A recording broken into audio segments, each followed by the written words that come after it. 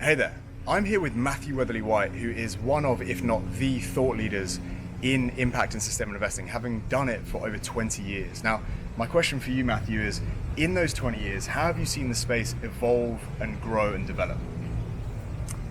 It's a great question, Jay. I'm going to answer in two parallel ways. The first is that I think the biggest change is what I'm going to call the professionalization of impact. And by professionalization, I mean that funds are bigger. There's more of them. They're focusing on ever more interesting and sometimes ever narrower thematic orientations.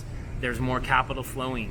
You're seeing mid-career professionals pivot from Wall Street to impact. It's just the whole tone of the conversation. The diligence is better. The thought process behind investment selection is better. The reporting is better. It's just all more professional, which I think is giving rise to increased participation of institutional investors, which is all good, right? So the professionalization of impact is one. And that's not actually to dismiss the earnest intentionality that we saw in impact investing 20 and 25 years ago. The people that were the sort of Promethean figures in this discipline, they're just incredibly ethical people. But not many of them were really professional investors. So that's one. The second is a little more subtle. And 20 years ago, there was broad consensus that ethical investing or impact investing should be an asset class. And I think the reason for that was that the early practitioners felt that that was an easier pitch. Right? They could go to a big pool of capital and say, hey, if you carve out 5% of your portfolio, you'll be able to tick the impact box and we can move on. And I argued strenuously against that, saying that instead impact investing is a mindset.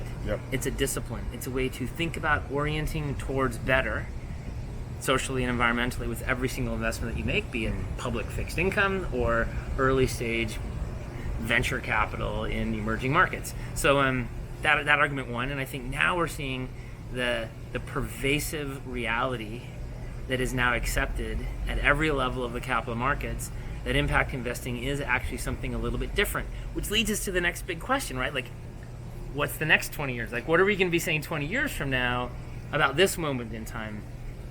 And I think that's going to be more cultural, because I think eventually people will recognize that impact investing is just simply better investing.